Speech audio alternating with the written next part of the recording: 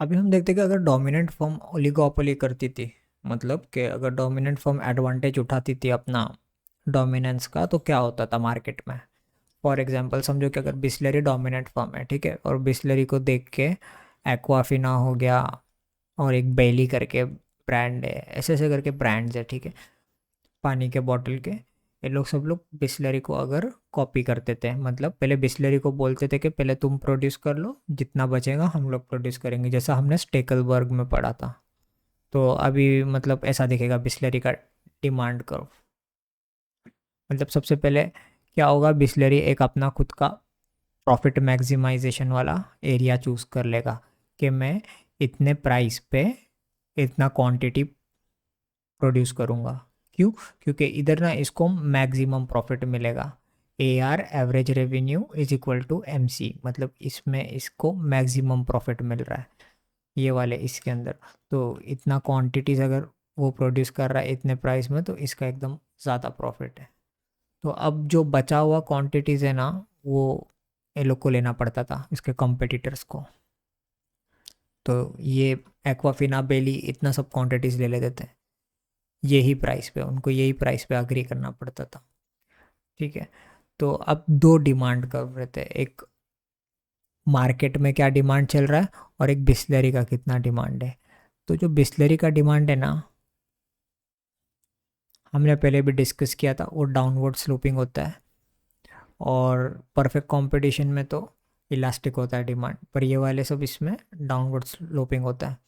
और जो मार्केट का डिमांड है ना, वो भी ऐसा जाता है।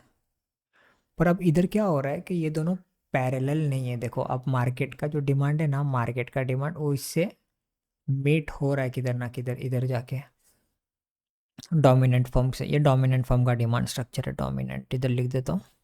तो ये पैरेलल नहीं जा रहे, ऐसे नहीं जा रहे दोनों, ठीक है, किधर ना किधर आके मिल रहे हैं ये। क्यों? क्योंकि ये जो डोमिनेंट फर्म है ना, उसके पास इतना पावर है कि ये चाहे तो इसके कॉम्पिटिटर्स को हटा भी सकता है। कैसे हटाएगा? ये प्राइस और कम कर देगा, जिसके वजह से इसका डिमांड और बढ़ जाएगा। और जब ये इतने कम प्राइस पे ऑपरेट करेगा, तो इसके कॉम्पिटिटर के पास तो इतना कैपिटल नहीं रहेगा कि वो लोग भी इतने कम प्राइस पे ऑपरेट कर सके। वो लोग का कैपिटल भी कम रहेगा, तो इसके वजह से वो लोग को हट जाना पड़ेगा, शट डाउन कर देना पड़ेगा। इसके लिए ये कभी भी पैरेलल नहीं जाता है, इसके पास एडवांटेज रहता है डोमिनेंट फर्म के पास। तो लोग को चुपचाप ये प्राइस पे अग्री होके आना पड़ता है कि इससे ज़्यादा पंगा नहीं लेंगे, क्योंकि अगर हम लेंगे, अगर ज़्यादा प्राइस पे बनाएंगे, तो फिर मेरे को उतना कैपिटल भी लगेगा जितना नहीं है इनके पास। तो इसीलिए ये डोमिनेंट फर्म का मार्केट स्ट्रक्चर ऐसा दिखता है। तो अगर हम कॉस्ट वॉस्ट को लेके भी आ जाएंगे, तो ये जो दूसरे फर्म्स है वो लोग का मार्जिनल कॉस्ट ऐसा रहेगा, और डोमिनेंट फर्म का मार्जिनल कॉस्ट थोड़ा नीचे रहेगा। ये डोमिनेंट और ये अदर्स, ठीक है। क्यों नीचे रहेगा? क्योंकि ये कम कॉस्ट पे भी ऑपरेट कर सकता है, और अगर ये लोग को ऑपरेट करने का है इसमें, तो ये लोग को तो ज़्यादा कॉस्ट लगेगा। इसके लिए हम इस तरीके से इसका कर्व लाते हैं। तो यही समझना है आपको डोमिनेंट फर्म के बारे में। और पिछले वीडियोस भी देख लो, उसके अंदर एकदम अच्छे से डिस्कस किए हैं स्टेकलबर्ग मॉडल, और भी मॉडल्स डिस्कस किए, कोट नॉट मॉडल भी डिस्कस किए। और अगर आपको और भी जानना हो तो फिर आप मेरी क्लासेस ज्वाइन कर सकते हो। और हम मिलते हैं अभी नेक्स्ट वीडियो में। आई बिलीव हमारा फर्स्ट चैप्टर ऑलमोस्ट ख़त्म हो जाएगा कुछ वीडियोस के अंदर, फिर सेकंड चैप्टर पे हम जाएंगे।